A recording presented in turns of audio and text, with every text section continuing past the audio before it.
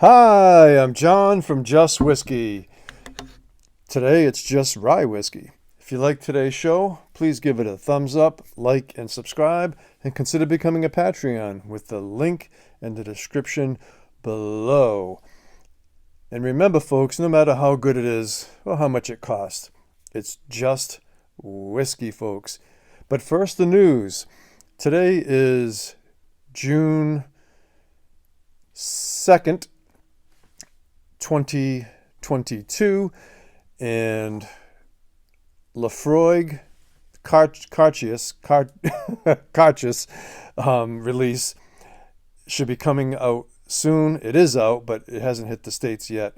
And it's going to be called Warehouse Number 1, which I think is predominantly ex-first fill bourbon, and Warehouse 1, which is their warehouse closest to the ocean. So they're trying to see if we get some of that seaside salty brine. So I am looking forward to that coming out soon. But now the review from what we came here for today. This is Barrell Rye Batch 1, which came out in 2017. And I believe I'm the first whiskey tuber to do a full review on the Batch 1 from 2017. Okay, this is bottle number 3255, and it is 4.5 years old, and it comes in at cask strength at 58.5% ABV, which is equivalent to 117 American proof. It is a sourced rye whiskey from Indiana and Tennessee, MGP sourced, and likely it went through the Dickel process of charcoal filtering. So it could be some Dickel in here as well. And what Barrell is great at, and what they do is they buy source products and then they blend them or put them through second maturations to come up with their unique batch style. And every batch is different. I'm a big fan of the Barrell Seagrass as well as the Dovetail. But I've only tried the Barrell Rye Batch 1. I could get Batch 2. I've heard good things about Batch 3, but I have not seen Batch 3 anywhere, and I'm sure that's been out for a while. So Batch 1 came out in 2017.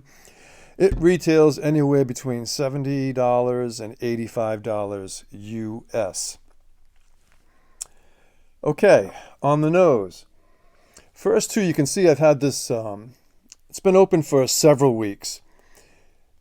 When I first cracked it, the first few drams, I would have scored it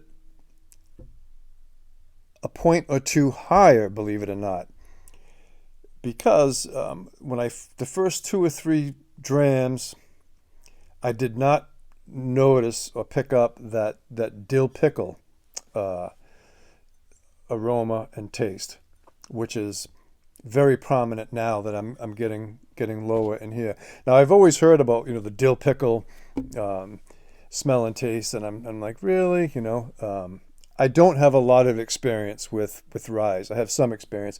I previously reviewed Lot 40 Canadian rye, and I've previously reviewed the Barrell Seagrass and Dovetail, and a Redemption rye, which was a source product as well. And I do have, at some point, I will be reviewing the Alberta Premium rye, which I have not opened yet. And at some point, we will be reviewing this. Okay. Back to the review. So, on the nose, you're getting fruit, banana, and a little bit of dill pickle, but it's prominent. It's there. I say prominent. Yeah, it is prominent, but there's more to it than just that. So the dill pickle accents to the nose. Okay. On the palate.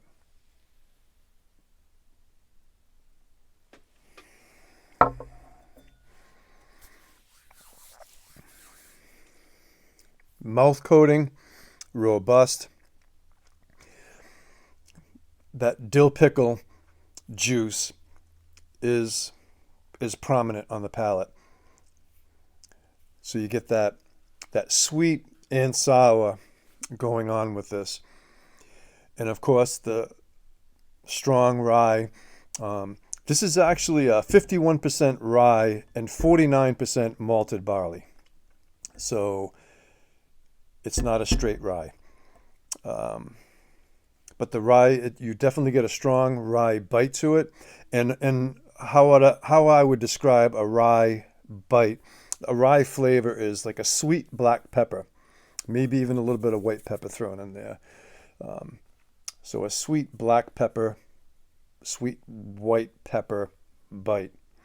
On the palate, I'm also getting a little bit of clove, a little bit of banana, spearmint, and an herbalness about it. It's definitely full-bodied, and this is 4.5 years old. My understanding, rye is similar to peat and peated Scotch in that the younger it is, the more prominent the rye is. So flipping that around, over time,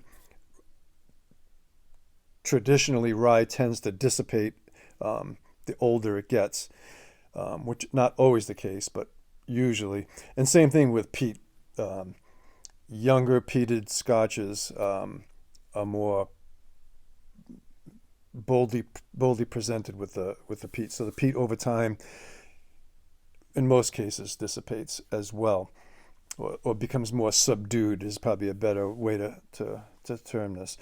So I would have, if I was to rate this on the first 3 or 4 pours that I had, I would have rated this an 88 or an 89. As the level's going down, I'm going to rate it more like an 87 to 88. But that dill pickle nose and on the palate is a little distracting for me, I'll be honest. So, but that can easily be doctored up if I mix it up with some seagrass, some dovetail, which I probably will, just to experiment with it. But yeah, so I'd give it an 87, an 87-ish for a score, and I'm looking forward to try batch 3 to compare it if I can ever find it. So anyway, I hope that review proves helpful. If you like today's show, please give it a thumbs up, like, subscribe, consider becoming a Patreon. And remember, folks, it's just whiskey. Hats off to you all, and take care.